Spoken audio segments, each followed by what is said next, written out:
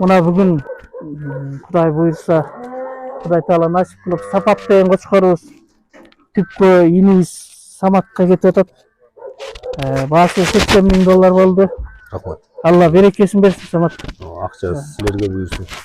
Ушул кочкор ак жолтой кочкор болуп, короң койго толсун, койлоруңду жакшылыгыңа, жакшы иштериңе себепкер болуп, жакшылыктарга жумша. Өзүң аман бол, ал жаныңа берекесин берсин. Ошол туугандар Сапат сатылды, Кудай буйрса. Туугандардан дагы бир жаңылык, ушул жакында приложениябыз чыкты, ТТ деген, тилегенибиз тынччылык, токчулук деген. Жалаң ушул кой жаатында койду сатуу, жанагы лалафо өңдүү, бирок видеода жүктөлөт. Ал жерде биздин курстар бар, сабактар.